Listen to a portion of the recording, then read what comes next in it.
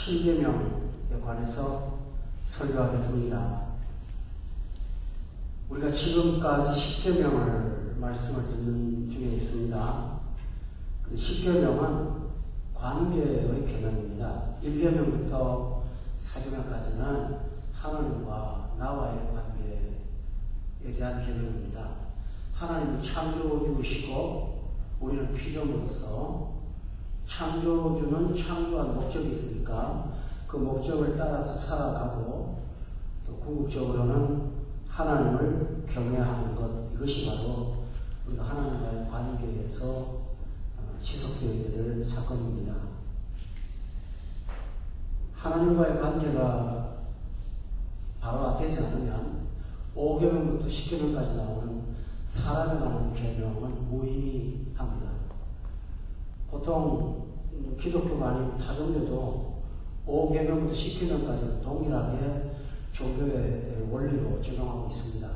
그렇지만 1계명부터 4계명까지의 그 하나님과의 관계되는 관계가 없다면 그 윤리는 인간이 지킬 수가 없고 또 지킨다고 해도 각 나라마다 윤리의 기준이 달라서 해석을 다르게 하기 때문에 죄성에 대한 아픔도 다르다는 사실을 알고 있습니다. 그래서 하나님하고 나와의 관계가 바로 되어야만 5계명부터 10계명까지도 온전해질 수 있다 하는 것을 저는 여러분께 말씀을 드리겠습니다. 5계명부터 10계명까지는 그것도 관계입니다. 5계명은 부모 공경에 관한 계명인데 그것은 확대 해석해서 우리 위에 세워진 권위들의 복종하라고 하시는 질서에 관계된 계명입니다. 이 세상은 질서가 반드시 필요합니다. 학교가 있다면 교장 선생님이 있어야 되고 학생들 있고 선생님 있고 그래야 지체제가 있고 또 순종의 체제가 구성되는 것처럼 사회도 정치도 다 마찬가지죠. 그래서 부모라고 말할 때 이것은 우리 육신의 부모만 말하는 것이 아니고 우리 위에 세워진 하나님이 주신 권위들 이들에게 어떻게 하는 것이 이 세상을 건강하게 살 수 있는가 하는 것이 5계명의 원리입니다. 또 6계명은 이웃의 생명과 관계되는 법입니다. 우리가 세상을 나 홀로 살지 않고 더불어 삽니다. 그런데 나 아닌 타인인 이웃도 똑같이 하나님이 부여하신 생명이기 때문에 이웃의 생명을 보호하는 것은 굉장히 중요하다 하는 것입니다. 그런데 이웃의 생명을 보호한다는 것은 궁극적으로는 나의 생명을 보호한다는 것과 똑같습니다. 그래서 내가 생명이 건강한 보호가 되려면 살인하지 말라는 계명을 지켜야 된다 하는 것입니다. 오늘 7계명을 말씀을 전하겠습니다. 7계명은 이성과의 관계를 말하는 것입니다. 남자라면 여자와 관계되는 것, 그 다음에 또 여자라면 남자의 관계가 되는 것, 이런 이성에 관련된 법이 바로 7계명이 되겠습니다. 우리 보통 그 성적 법을 7개를 보냈다고 그렇게 말하지 않습니까? 7계명에 관계되는 법인데 저는 이 시간 더 중요한 얘기를 하나 들고 시작하겠습니다. 7계명은 다른 사람과의 관계의 죄입니다. 그러나 성경은 그렇게 말하지 않습니다. 성경은 이 7계명의 범죄는 아주 독특한 범죄라고 말합니다. 그것은 자기 자신에게 범죄하는 죄라고 말합니다. 우리는 보통 성범죄가 타인에게 저지르는 범죄라고 생각을 하는데 성경은 우리 자신에게 범죄하는 것이다 이렇게 규정을 내리고 있습니다. 그 사실을 고린도전서 6장 18절에서 찾아보도록 하겠습니다. 고린도전서 6장 하고 18절에 있습니다.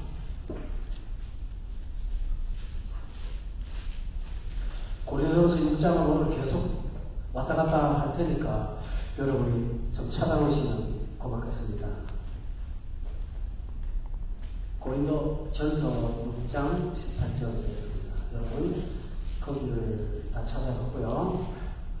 중요한 내용이니까 제가 우리 다 함께 읽겠습니다. 시작. 음행을 피하라. 사람이 범하는 십자가 본받게 이끌어라. 음행하는 자는 자기 몸의 죄를 범하나이다 라고 했습니다. 여기서 성적 문제 범죄는 타인에게 범죄하는 것도 있지만 자기 자신에게 죄를 범하는 거다. 여기 특별히 자기 몸의 죄를 범하는 거다. 이렇게 말했습니다. 여러분, 우리가 무슨 실수를 해서 사고를 나갖고 몸에 상처가 생기거나 하면 자기가 실수해서 내 몸을 내가 다치는 거잖아요. 이것처럼 성범죄는 내가 잘못해서 내 몸을 내가 망가뜨리는 거라고 성경은 그렇게 말하고 있습니다. 그러니까 성적 범죄의 제1차 피해자는 바로 타인이 아니라 자신입니다. 나는 그 범죄를 통해서 즐거움을 취득하는데 실제로는 즐거움을 취득하는 것이 아니라 나 자신을 파멸에 빠뜨리는 그 파멸을 내가 스스로 찾아가는 것입니다. 이것이 성경이 말하는 원리라고 다시 말씀드리겠습니다.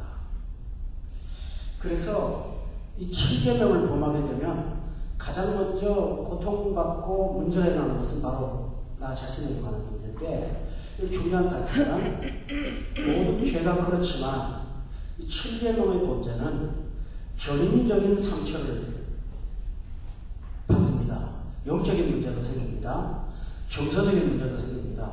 감정의 문제도 생깁니다. 그 다음에 또 어떤 거냐면요, 대인관계의 문제도 생깁니다. 자기 자존감의 문제도 생깁니다. 수많은 문제를 끌어안게 됩니다. 저는 오늘 이 이야기를 시편 51편을 통해서 여러분이 이것이 우리 한 개인을 얼마나 파괴하는가 한 그 내용을 살펴보겠습니다. 시편 51편입니다. 51편에 보면 정체성의 고통이 있습니다. 여러분 51편 2절에 보면 1절과 2절에 보면 여기 뭡니까? 2절에 나의 죄악을 맑게 뭐라고 그랬죠? 씻어주세요. 나를 깨끗하게 좀 해주세요. 그 다음에 7절에도 보면은 뭐라고 그러냐면은 다 같이 한번 읽어봅시다. 시작. 웃음으로 나를 경멸하게 하소서. 내가 정하리이다. 나의 죄를 씻어주소서. 내가 눈보다 희리이다. 여기서 여러분 그 다윗이 7계를 범하고 난 다음에 자꾸 강조하는 말이 나도 깨끗했으면 좋겠다고 자꾸 그러는 거죠. 그러니까 여기서 뭘 느낍니까? 자기가 자기 자신을 불결하게 보는 거예요. 그렇죠? 자기가 존귀하지 않은 거예요. 누가 자기를 향하여 너 더러운 존재라고 말하지 않아도 자기가 자신이 불결한 존재, 오염된 존재로 본다는 거예요. 그러니까 여기서 성범죄, 7계의 문제는 어떤 문제가 생기냐면 자기 자신의 정체성을 상실해요.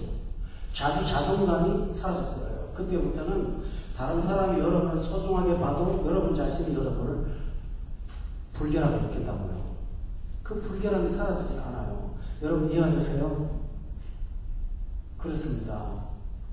단적인 예로 우리 성도들 뭐 그렇게 심한 범죄 저질렀겠습니까만 요즘에 문화 매체가 참 타락한 문화잖아요.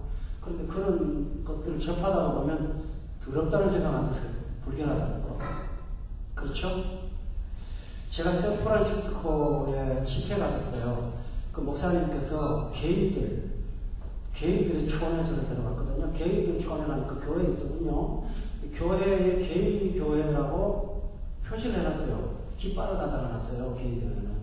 게이 교회는 무슨 깃발이냐면 무지개 있잖아요. 무지개를 깃발로 달아놔요. 그게요, 미국의 10대 대학에 들어가는 버클리 대학 안에 있는 기독교 셰퍼에도 그렇게 있더라고요. 이건 게이교회입니다. 근데 제 느낌은 어떨까요? 더러워요. 지저분해요. 길거리에 다니는 남자들끼리 손가락 서로 손잡고 다니는 거 봤는데 그 옷이 깨끗해요. 근데 더러워요. 여러분, 성범죄의 특징이 뭡니까? 더럽다는 거죠. 그러니까 이 범죄에 빠지게 되면 자기 자신이 오물이 묻었다고 생각하는 그 문제가 평생 지워지지를 않아요. 다윗이 왜 씻어달라, 우슬초로 깨끗하게 해달라는 그러지 않습니까? 우슬초로 깨끗하게 해달라는 말은 우슬초는 식물인데요. 그 식물로 깨끗해지는 게 아니고 우슬초는 언제 쓰느냐 하면 제사를 지낼 때 구약에 제물에다가 피를 뿌릴 때 그걸 갖고 뿌려요. 그러니까 십자가의 피가 아니면 이 죄의 불결함이 벗어지지 않는다는 걸 본인이 알고 있는 거예요. 염의 사람은. 그래서 성격범죄는 자기 자신이 불결해지기 때문에 자기가 합격하고 자기 자존감이 상실된다는 거. 그래서 그때부터 뭔가 설명할 수 없는 그 위축감, 그걸 갖고 살게 된다라고 했습니다. 여러분, 이 설교 들으면서 끝까지 들으셔야 됩니다. 왜냐하면 십자가는 용서 못할 죄가 없다는 거 믿으시죠? 그렇게 제가 끌고 가겠습니다. 그러니까 이런 문제가 혹시 여러분 있을 수 있습니다. 그런데 십자가 앞에 가져가면 됩니다. 그렇지만 이 아픔을 우리가 알아야 될 거 아니겠습니까? 율법의 기능은 죄를 깨닫게 하는 거잖아요. 그래서 제가 말씀을 드립니다. 또 하나 7개월의 문제는 생각의 고통을 갖고 옵니다. 생각에서 떠나지 않아요. 본문 51편 1절에 보세요. 1절에 보면 죄악을 뭐에다가 그랬죠? 심어주세요. 또 9절에 보면 다 같이 읽으세요. 시작. 죄악을 내 죄에서 돌이키시고 내 모든 죄악을 지워주소서. 아까는 깨끗하게 해달라고 했는데 지금은 지워달라고 했어요. 깨끗하게 하는 것과 지우는 건 다르죠. 깨끗하게 하는 것은 더러운 것을 세탁하는 걸 말하지만 지워달라는 것은 어떤 기록물을 없애달라는 거잖아요. 근데 자기가 안 지워진다고. 여러분이 그렇지 않겠죠, 물론. 어떤 사람이 이런 범죄를 저질렀다면 그것이 평생 떠나지 않는다는 거예요. 이게 문제라는 거예요. 안 지워지는 거예요. 그래서 뭐라고 했냐면은 3절에 보세요. 물은 나는 내 죄과를 압니다. 왜냐하면 내 죄가 나를 떠나지 않아요. 항상 내 앞에 있어요. 항상 내 앞에 있다. 좋은 날도 안 떠나요. 나쁜 날도 안 떠나요. 그 기억과 그 회상이 내 머릿속에서 떠나지를 않는다고 했어요. 그래서 오죽하면 다윗이 하나님이 좀 지워주세요. 나는 지울 수가 없어요. 내가 지워지질 않아요. 하고 마음 아파했던 것입니다. 일평생을 살면서 죽을 때까지 이 문제가 지워지지 않아서 그걸 머릿속에 담고 사는 얼마나 아픈 문제입니까? 그죠? 우리가 이 결과를 오늘 잘 설교를 들으면 충동적인 문제가 생겼을 때 성령께서 이걸 떠오르게 하셔서 여러분이 이 범죄의 구렁이에 빠지지 않도록 하나님께서 막아주실 거로 저는 확신합니다. 그래서 말씀을 드릴 거예요. 또 하나는 고린도전서 6장 15절 보세요. 거기 보면 어떤 자기 손상이 오는가라는 것입니다. 고린도전서 6장 15절에 보면 너희 몸이 그리스도의 지체이라고 했어요. 우리 몸이. 그게 무슨 말이죠? 예수님이 머리시고요. 우리가 예수님의 지체라고 했어요. 지체니까 얼마나 귀한 몸입니까? 그런데 내가 그리스도의 지체를 가지고 그 다음에 뭐라 그랬나요? 창조의 지체를 만들겠느냐? 그거라는 거예요. 그러면서 16절에 보세요. 창조와 합하는 자는 그와 한 몸인 줄 알지 못하느냐? 둘이 한 육체가 됐다. 그러면서 17절에 주와 합하는 자는 한 명이다. 뭐죠? 하나님과 연합해야 될 영적 존재가 영적인 손상을 입어서 다른 존재가 내 삶과 결합되었다는 말입니다. 이해되십니까? 불치마라에 이렇게 붙어갖고 내 평생의 자의과 자의식 속에 그게 들어가 있다는 거예요. 그러니까 만약에 하나님께서 해결하지 않으시면 예수님이 없다면 십자가의 보혈이 없다면 모든 사람은 그걸 끌어안고 삽니다. 이게 바로 문제입니다. 그러나 성도 여러분, 희망이 있습니다. 고린도전서 6장 9절부터 10절에 보십시오. 여기 9절에 보면 음행하는 자나, 여기 나오죠, 그죠? 네. 그 다음에 10절에 보면 탐욕을 부리는 자나, 술 취하나, 술 취하는 자, 분명히 술에 대한 얘기 나오죠? 여러분 정당화시키지 마세요. 술에 대해서. 모욕하는 자나 속여 자들은 하나님의 나라를 유업으로 받지를 못하는데 11절에 너희 중에도 이런 사람이 있었다는 거예요. 여기 너희가 누구예요? 고린도 교회 교인들이죠? 성도들 가운데 이런 사람이 있었는데 주 예수 그리스도의 이름과 우리 하나님의 성령 안에서 뭐라고 그랬죠? 아까 씻어달라고 그랬죠? 씻어진다고 했어요. 아멘? 씻음과 거룩함과 의롭다 하심을 받는다. 뭐가요? 십자가의 은혜만이 이 죄를 치유할 수 있어요. 혹시 여러분이 과거에 실수를 했다면 여러분 이 사건을 갖고 십자가 앞에 나아가시기를 바랍니다. 그리고 씻으세요. 그래야 여러분에게서 기억이 사라지고 도망이 되고 새로워집니다. 그리고 나는 존귀한 자로 회복될 수가 있습니다. 고린도 교회가 얼마나 문제가 많은가 하면요. 5장에 보세요. 1절에 보면 너희 중에 심지어 음행이 있다 함을 들으니 그런 음행은 이방인 중에서도 없는 것이라. 교회 안에도 설명 못할 문제가 생길 수 있다는 겁니다. 누가 그 아버지의 아내를 차마 엄마라고 말 못하니까 이렇게 말하는 거예요. 이거 되세요?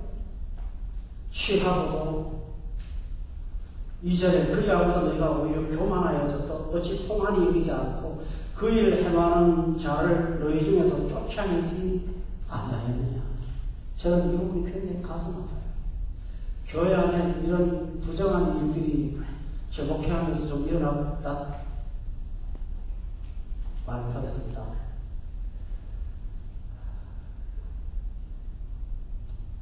여기서도 가슴 아픈 일이 있었거든요. 그만큼만 말할게요. 근데요, 쫓아내지 못했어요. 말 못했다고요. 제가요. 성경 공부에 와서 거룩한 척한 그 모습을 보고도 말 한마디를 못했다고요. 여러분, 고 목사가 보통 독한 목사가 아니라는 거 아시죠? 참 못했어요, 제가요. 근데요, 이 못된 목사가 차마 그 말을 못했다고요. 도저히 건드릴 수가 없었거든요. 오늘 본문의 이야기는 남의 얘기가 아닙니다. 우리가 조금만 방치하면 사탄이 얼마든지 우리에게 이런 불결한 오물을 집어넣을 수 있다는 걸 믿으십니까?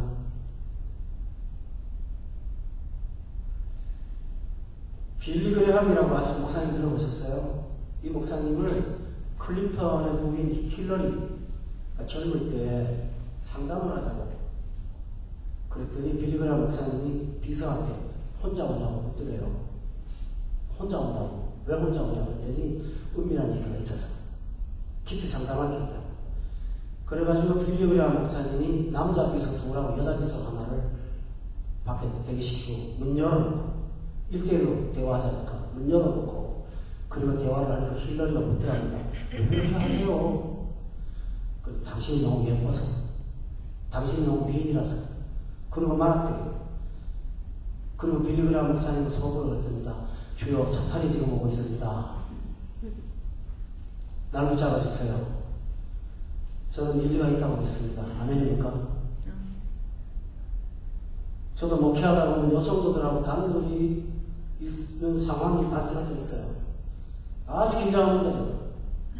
여러분을 두려워하는 게 아니라 나 자신을 두려워한 거예요.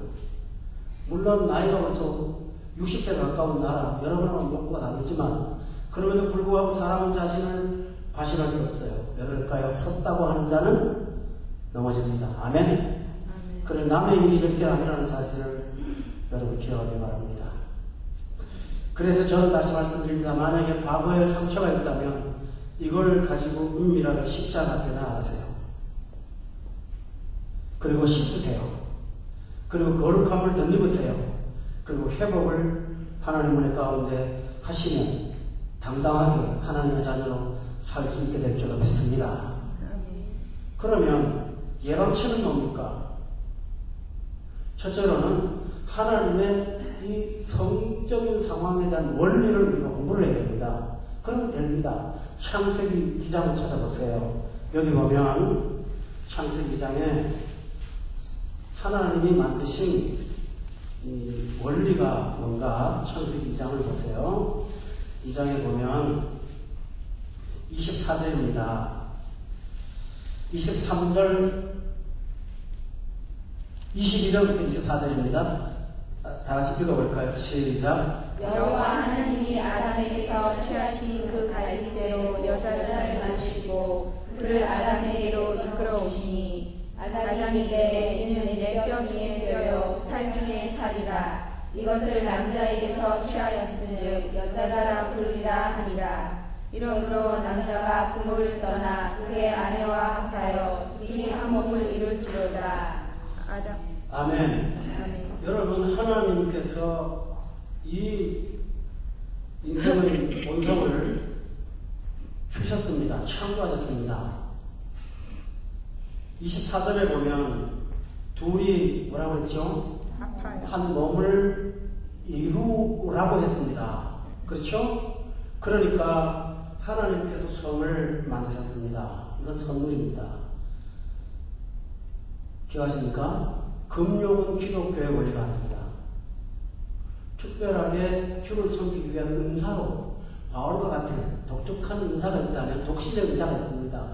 독신의 은사라면 금욕 자체가 그건 금욕이 아니라 소명이잖아요. 그런 특수한 경우를 제외하고는 하나님께서 성을 선물로 주셨으니 우리가 향유할 가치가 있습니다. 어떤 집사님이 부부가 잠을 자는데 이제 서로 한 몸이 될 때 침대 위에 예수님 사진 걸어서 자꾸 걸리적거리는 그걸 보신 것 같아요. 그래가지고 딱 돌려놨대요. 뭘 딱 그래가지고 그때부터 그 집 신호를 돌려놓으면 안 합니다. 예수님을 가려놓는 거예요. 그게 그분은 생각을 한참 잘못하는 것입니다. 왜 그런지 아세요? 하나님은 거룩한 부부가 잠자리를 같이 할 때 상당히 기뻐하십니다. 그리고 그 자리를 주목해 보세요. 제가 이 성경의 원리를 가르쳐 드릴게요. 한나라는 여자 아시죠? 성경에 그 사무엘의 엄마 한나가 아기를 만나서 고통을 당하는데 하나님께서 기도하는 한나를 불쌍히 여기셨어요. 불쌍히 여기셔서 언제 하나님께서 문을 열어준지 아세요? 부부가 같이 잠을 잘 때 하나님께서 그들의 관계 속에 들어가셔서 개입하셔서 태를 열어주셨다는 것이 성경에 나옵니다. 기억합니까? 기적으로 상을 준 게 아니에요. 부부관계를 회복시켜줬어요. 그렇다면 하나님께서 여러분의 침상에 함께한다는 사실을 믿으십니까? 대단히 중요한. 그러므로 금욕을 한다는 것은 절대로 기독교적인 것이 아니라는 것을 여러분이 알아야 됩니다. 이것은 하나님께서 이렇게 하신 것입니다. 그러나 이 귀한 선물을 하나님께서 제한된 공간 안에만 두셨다는 사실을 성경이 말합니다. 그것이 뭘까요? 여기 24절에 보면 그의 아내, 정관사가 붙어 있죠? 누굽니까? 그 사람의 아내가 제한된 상대입니다. 죽을 때까지 그의 아내입니다. 그의 아내와 합하여 분명히 성경은 셋이라고 말하지 않았습니다. 누구죠? 둘이라고 말하고 있습니다. 그러므로 교우 여러분, 하나님의 귀한 선물이 된 이 선물이 어디 안에서 누려지기를 원합니까? 부부 사이에. 그렇죠? 하나님 열어가신 부부 사이에서 이 관계가 진행되기를 하나님께서 기뻐하십니다. 그러므로 성도 여러분, 부부 사이에서 하나님 앞에 이 문제로 자유하시고 누리십시오. 이것이 하나님을 기뻐하는 방법입니다. 그러나 여러분 잊지 마세요. 우리는 영생을 얻었잖아요. 그러니까 죽어도 또 살잖아요. 그런데 이 부부 사이에 주신 이 귀한 선물은 천상까지 가지고 가는 것이 아닙니다. 지상에서 끝나는 겁니다. 두 가지로 끝납니다. 첫째로는 전도서 10장 5절을 찾아보세요. 전도서 12장 5절에 보면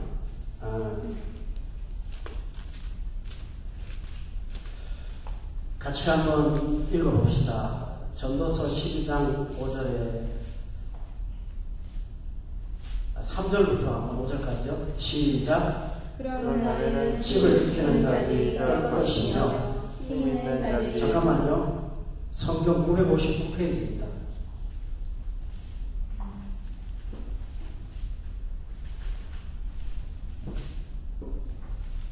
3절입니다.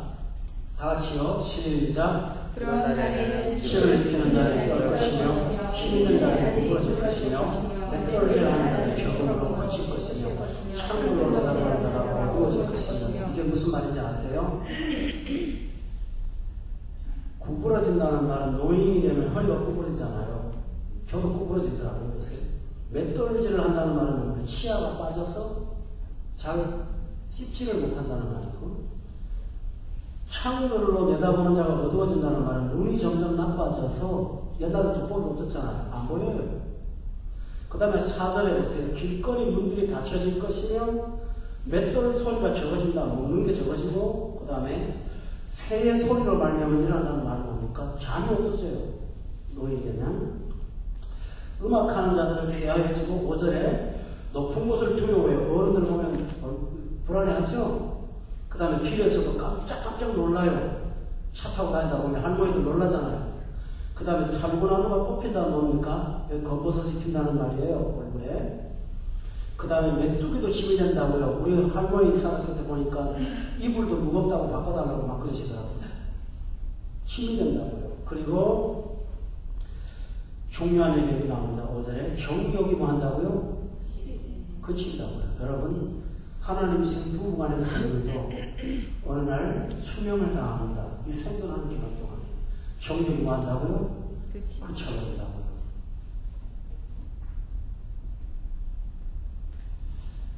그러니까 이 아름다운 선물은 젊을 때 주신 귀한 선물입니다. 그런데 여러분 주목해 보세요. 부부가 살면서 이것이 왜 정욕이 사라지면 어떻게 부부가 행복할 수 있을까요? 저는 여러분보다 한 10년은 앞서 결혼생활을 하고 있지 않습니까? 젊을 때는 참 예뻤어요. 근데 지금은 이 세상에 어떤 인간관계로 표현할 수 있는 기품이 있어요. 정서적으로나 영적으로나. 이해가 되시죠, 여러분들이요? 또 목사님들 팔불출자 그러지 말고요. 그게 있다고요. 그러니까 어떤 공간이냐면 제가 금요일날 설교 준비하거든요. 이제 목요일부터 하는데 제 아내가 옆에 있고 나하고 있으면 굉장히 평안해요. 안식이 있어요. 아주 고런 안식이 있어요. 우리 집사람은 죽 죽은 사람들 하루 종일 말이 별로 없거든요. 그리고 저도 일주일 동안 얼마나 말을 많이 했는지 그날부터 말을 안 합니다. 거의 말을 안 해요. 근데 둘이 적막감 속에 있지만 그 적막감 속에 흐르는 끈끈한 그 뭐랄까 나이가 들면 들수록 그게 더 깊어요. 그거는요 성의 선물로도 만족되지 않는 그 깊은 세계가 있습니다. 여러분.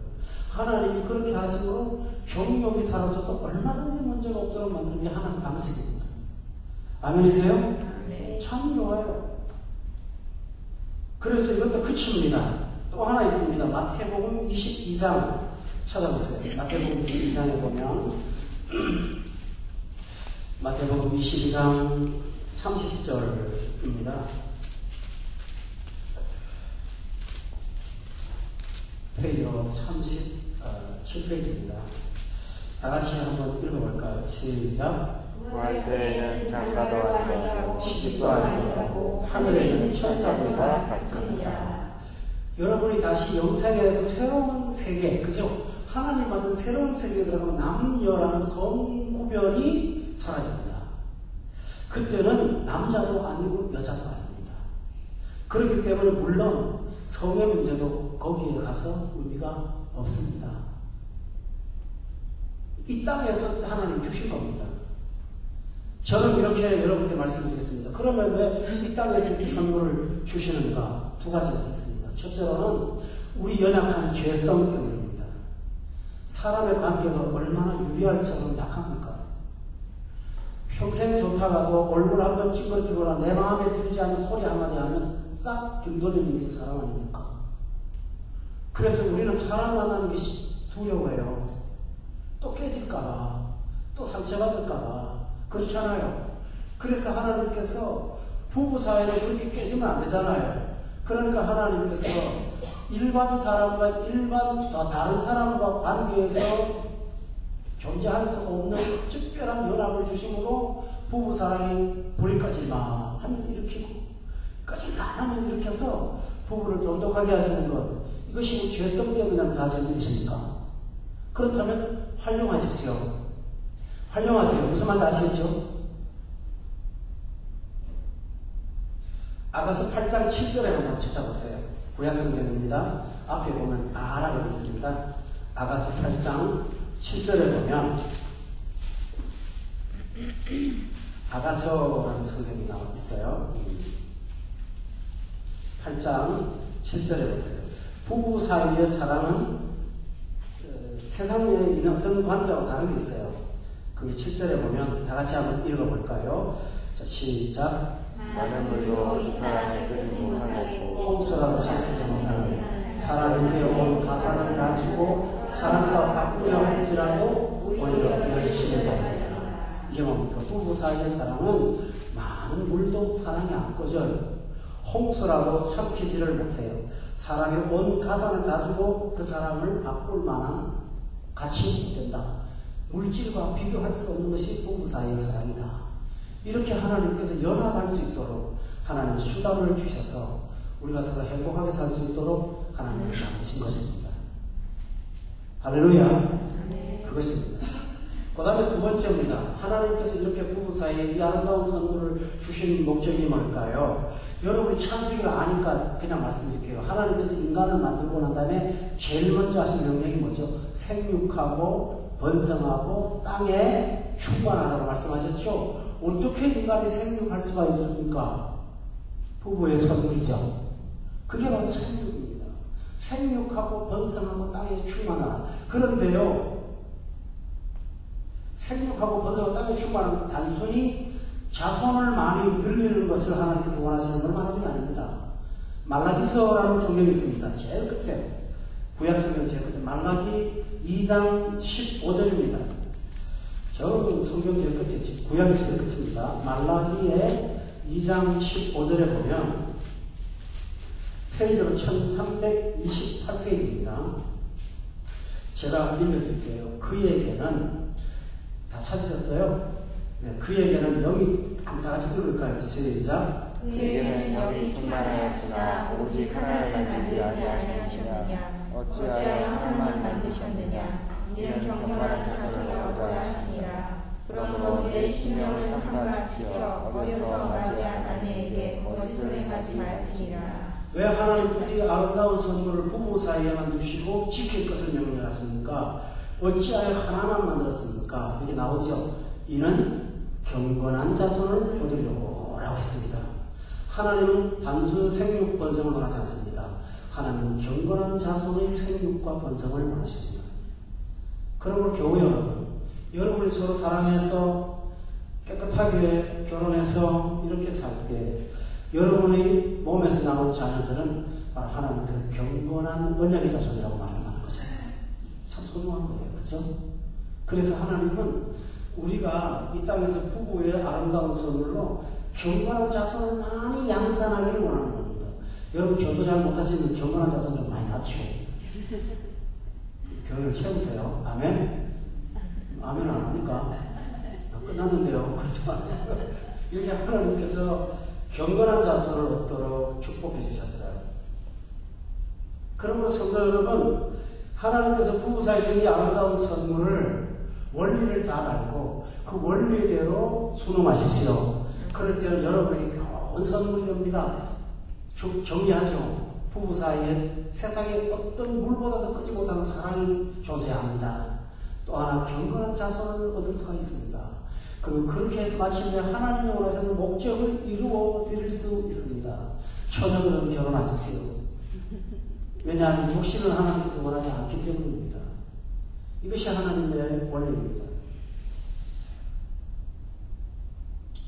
저는 여러분에게 매우 중요한 얘기를 하나 하겠습니다.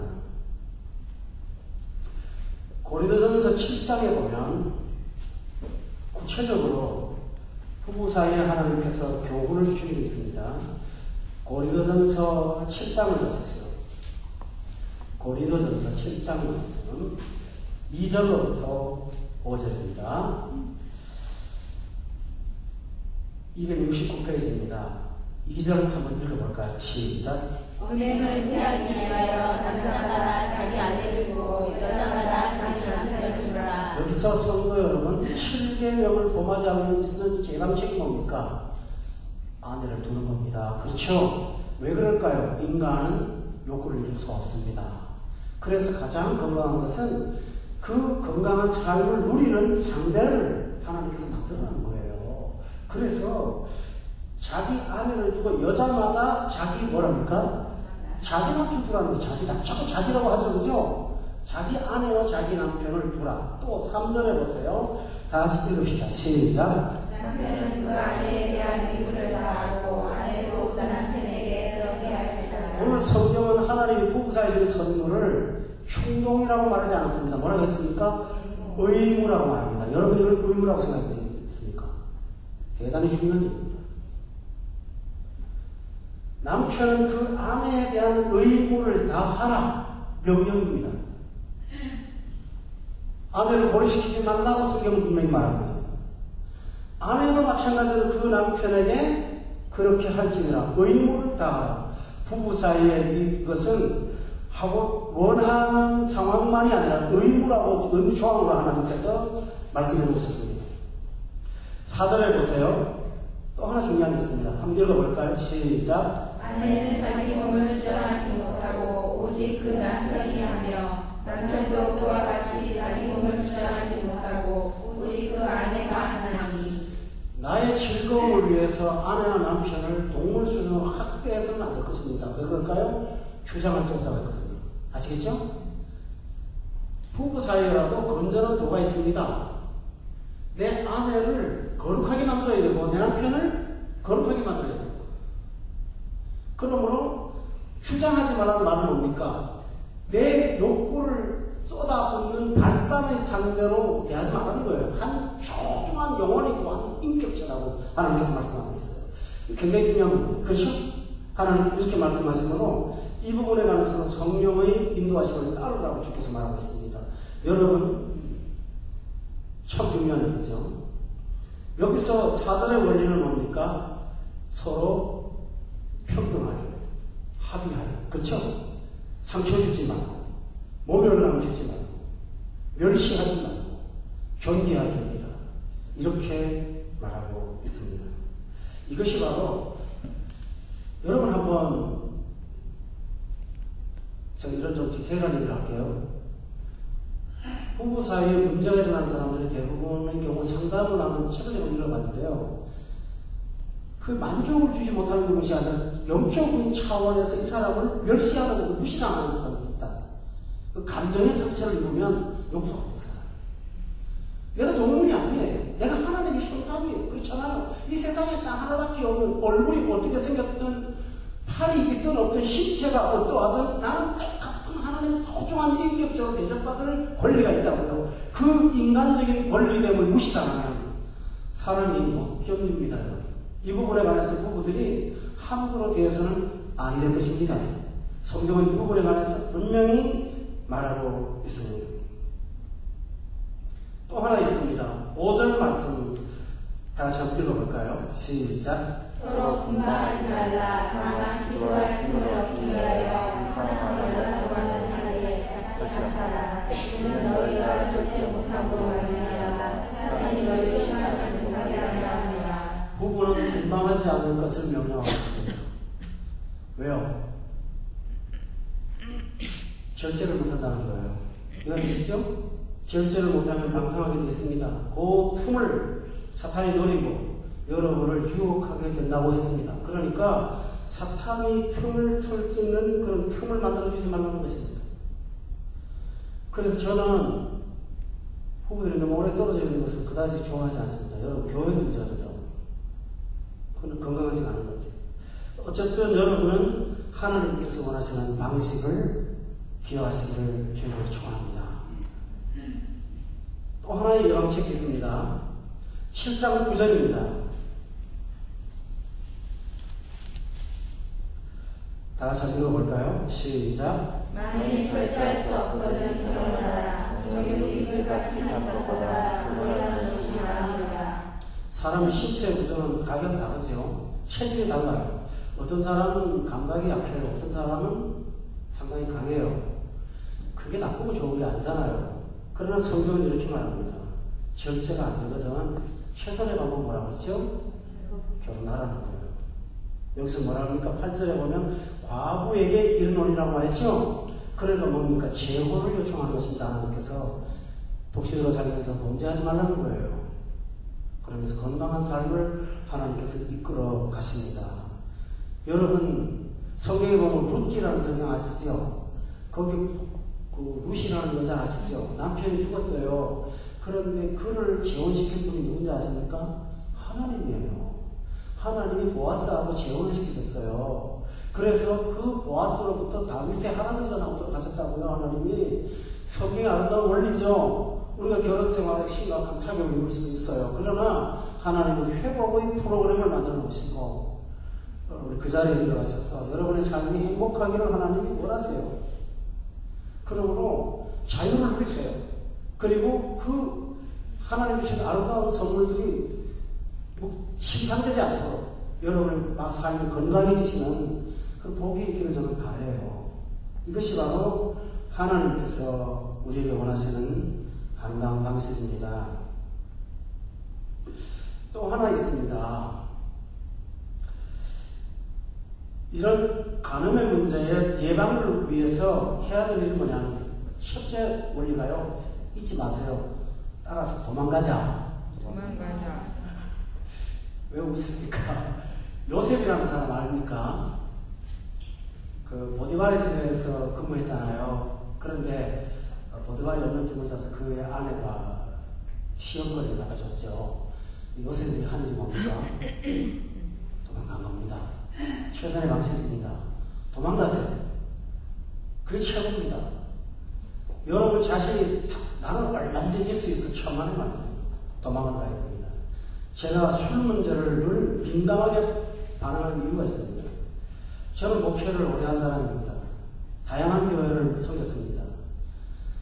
술 문제의 최종적인 결과는 언제든지 터집니다. 언젠가 터지는데 그게 성범죄로 나오잖아요. 꼭 그래요. 그래서 그 아픔을 겪은 교회는요, 무서워요. 그 뿌리가 10년 이상을 가는데요. 해결이 안 돼요. 다 상처가 얼마나 큰지 몰라요. 그러니까 성도 여러분, 제일 좋은 방법은 도망가는 거예요. 도망가는 거. 그런 환경을 만들지 않는 거예요. 제발 여러분의 가정이나 삶에 술 문화가, 술이라고 하는 존재가 여러분에게 좀 사라지기를 저는 바라요. 그래서 좀 경건하게 살기를 원합니다. 그게 얼마나 필요한지 몰라요.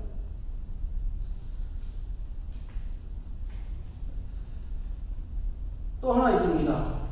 배우자를 뜨겁게 사랑하세요. 그게 최고 아닙니까? 배우자를 보면서 뜨겁게 사랑하세요. 어떤 할아버지가 갑자기 할머니를 너무너무 사랑하시는 거예요. 전에까지 막 구박하고 못살게 하다가 의사한테 갔더니 이분이 치매가 걸려갖고요. 할머니가 전혀 다른 여자인 거예요. 그냥 바람기는 거예요. 갑자기 자기 부인하고 불륜이 되는 거예요. 그럴 수도 있겠지만 여러분 생각해보세요. 지금의 아내가 얼마나 소중합니까? 그렇죠? 잠언에 보면 이런 말이 있어요. 너의 집에 있는 샘이 밖으로 흐르지 못하게 하라고 성경은 그렇게 말합니다. 무슨 의미인지 아시겠죠? 그러므로 성도 여러분, 배우자를 뜨겁게 사랑하십시오. 이것이 필요합니다. 예배 시간에 부부가 따로 앉지 마세요. 교회 사역을 위해서 어쩔 수 없는 건 치더라도 둘이 붙어 앉아있기 바랍니다.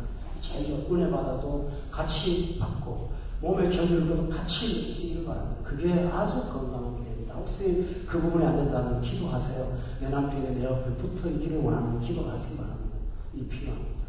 또 하나 중요한 사실은 세 번째로는 항상 충동이 올 때마다 그 충동을 생각하지 말고 그 충동 뒤에 온 결과를 묵상하십시오. 이 생각만 조금만 더 해도 이길 수가 있습니다. 이해되시죠? 이 뒤에 있는 결과가 어떤 것일까를 잠깐이라도 생각한다면 사람은 그 불결한 자리에 빠지지 않을 수가 있습니다. 예방이 됩니다. 그 순간을 이길 수가 있어요. 참아야지 그거 갖고는 안 됩니다. 어떻게 됩니까? 이것의 결과가 어떤 것인가를 생각하는 것입니다. 어떤 중년 남편이 못된 짓을 했습니다. 중년이면은 아이들이 벌써 사춘기가 지나서 성인이 들어가잖아요. 아빠가 그렇게 된 것을 동네방에 소문이 나니까 그때부터 애들이 집에 안 들어올 거예요. 아빠가 있으면 집에 안 들어와요. 애들한테 미안하니까 아빠가 애들 잘 때 들어가고 애들 자고 있을 때 나오니 집이 집입니까? 만약에 그 사람이 옳지 못한 일을 행하는 충동이 왔을 때 그런 결과들을 뻔히 생각을 했다면 그 순간을 이겼을 겁니다. 그렇죠? 성령이 생각하게 만듭니다. 여러분 범죄하는 사람들의 문제가 뭡니까? 똑똑한 사람들이 범죄예요. 근데 그들의 문제가 뭡니까? 그 순간 아무것도 안 하는 거예요. 생각을 안 하는 거예요.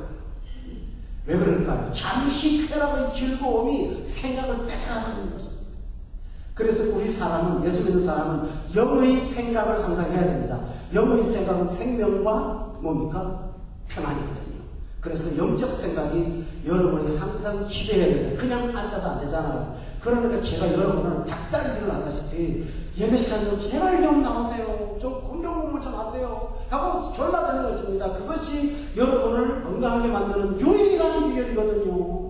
여러분 앉아서 생각이 만들어집니까? 오늘같이 이런 말씀을 듣고 보니까 오늘 여러분이 설교, 이런 설교 처음 들어보시는 분 한번 손 좀 이렇게 살짝 들어보세요.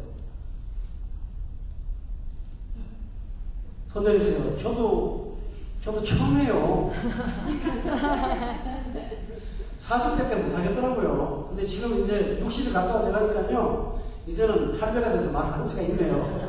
참 편안하게 말할 수 있는 그때는 좀 자신이 없었어요. 나도 불안하고.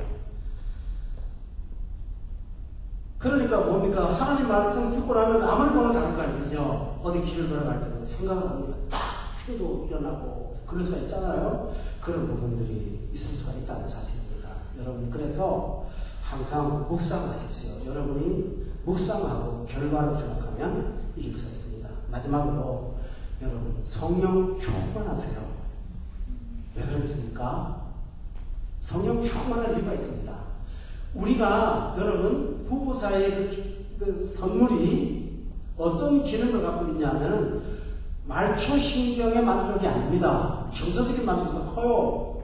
깊은 그 연합의 관계, 그죠? 내가 이 세상, 이 외로운 세상에서 나하고 가장 가까이 깊이 내면까지 들어갈 수 있는 그 기쁨을 누리는 것이 그 관계 아닙니까? 그렇죠? 그런데요, 그 기쁨을 능가하는 기쁨이 하나 있습니다. 하나님과의 연합입니다. 성령님과의 연합 속에 있으면요, 정말 나와 욕구는 간도 없고 구속한 주만 보인다 빠집니다. 그때부터는 그 충동을 못 이겨서 쩔쩔매거나 그러지 않아요. 이길 수가 있어요.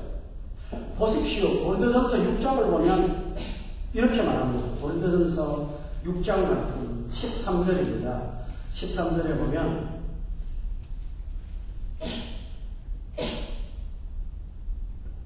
읽을까요? 시작. 음식은 배를 위하여 있고 배는 음식을 위하여 있으나 하나님은 이것저것 것을 다 하시리라. 몸은 음란을 위하여 있지 않고 오직 주를 위하여 있으며 주는 몸을 위하여 계시느니라. 여러분 기억합니까? 지금부터 프로이드라는 철학자를 아세요? 그는 인간을 이렇게 해석했습니다.